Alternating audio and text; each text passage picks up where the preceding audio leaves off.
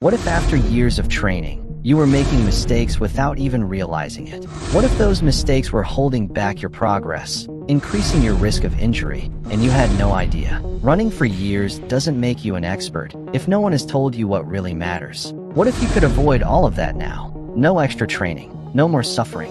Some things can only be learned with time, and others, you just wish someone had told you much earlier. I've been training for years. I've tried things that work and things that are completely useless. I've had phases where I felt invincible and others where I thought about quitting. And if there's one thing I've learned during all this time, it's that no one prepares you for the mistakes that come with the years. Today I'm going to share 5 lessons that completely changed the way I train. 5 mistakes I made and that now, looking back, I would never repeat. If you're just starting, this could save you years of frustration. And if you've been running for a while, you might finally understand why you've been stuck for so long. Mistake 1. Training hard all the time doesn't make you stronger. For a long time, I believed that if I didn't finish the workout completely destroyed, it wasn't worth it. Intervals, hills, full speed runs, day after day, with no real rest. The result? Overloaded legs, constant fatigue, and weeks lost to injury. The hardest part wasn't stopping. It was realizing I'd been running against myself, not in my favor. Training hard has its place, but if you're always on the edge, your body never has time to adapt. Elite runners don't train like that. They master something I ignored for years: intelligent accumulation. It's not about training more. It's about training better. Mistake 2. Ignoring the invisible training. No one warned me at the beginning. They told me, run more, do more kilometers. But no one talked about the work you don't see. The kind that doesn't make it to Instagram. I'm talking about strength work, core, mobility, and rest. Skipping this cost me. Recurring minor injuries. Strange pains I couldn't explain. Constant fatigue for no reason. And worst of all, I felt like I was running a lot, but I wasn't improving at all. The invisible work is what holds everything together. If your body isn't strong on the inside, it'll break on the outside. Now, with fewer kilometers and more strength, I perform better than ever. Mistake 3. Running without technique is like driving without brakes. I thought technique was for professionals, that it was enough to just get out and run. But poor running form is also something you train. And the more you repeat a mistake, the more you ingrain it. My posture was bad. My arms swing, uncoordinated. My stride, inefficient. I was wasting more energy than I had, and I didn't know it. A small change in form changed everything.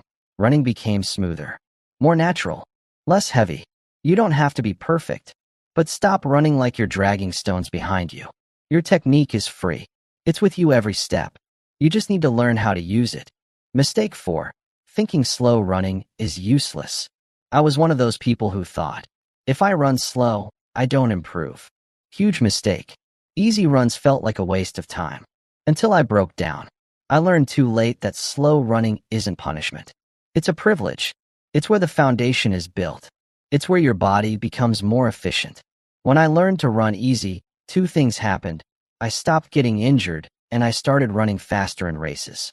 The key is knowing when to push, and when to just let your body accumulate easy miles. Champions don't run fast every day, and neither should you.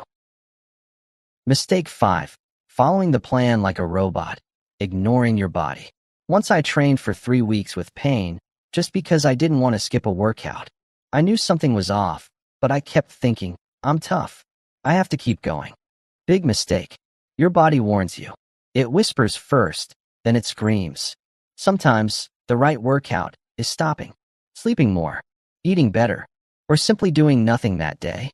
Listening to your body isn't giving up. It's smart progress. The plan is fine. But you are not a plan.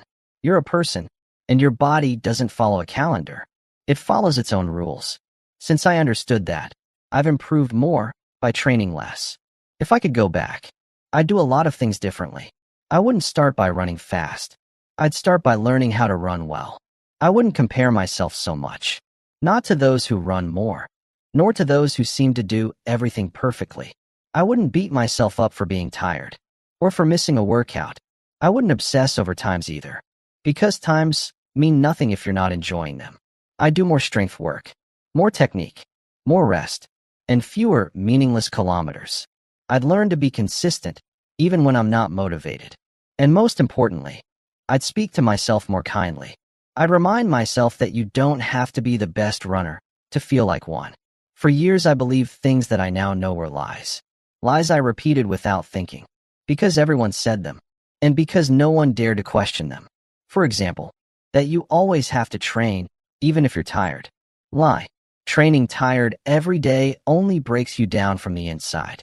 That if you're not improving every month, you're doing something wrong. Lie. Progress isn't linear. Sometimes, moving forward means knowing when to stop. That if someone runs more than you, they're better than you. Lie. Every body, every story, every pace is different. Or that you need expensive shoes, new tech, and magic supplements to run well. Lie. What you need is consistency, common sense, and taking care of your body. I learned these things late, but now I see them clearly.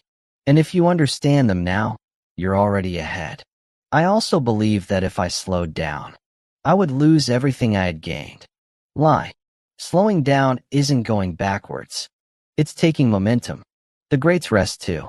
The good ones know when to let go. Another lie. That if something hurts, you have to push through it. No. Your body doesn't speak just for fun. Ignoring pain doesn't make you strong. It makes you reckless. I also thought I needed to run every day to improve. And no, what you need is to run on the right days in the right way.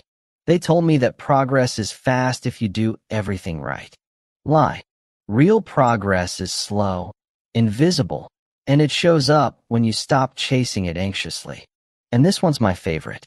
That if you weren't born with talent, you'll never go far. Absolute lie. Talent matters, but not more than patience, consistency, and love for what you do.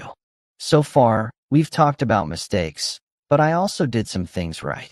And those things saved me. First, I never stopped running. Even when I got injured. Even when I felt frustrated. Even when I saw no results. I kept going. Sometimes more. Sometimes less. But I never fully gave up. I also learned to surround myself with people who understand what it means to train. Because not everyone does. And being around people who support you, who don't judge you for wanting to get better, changes everything. And one more thing I did right. I never settled. I could have said this is just how it is. But no, I always looked for a way to improve. Even just a little.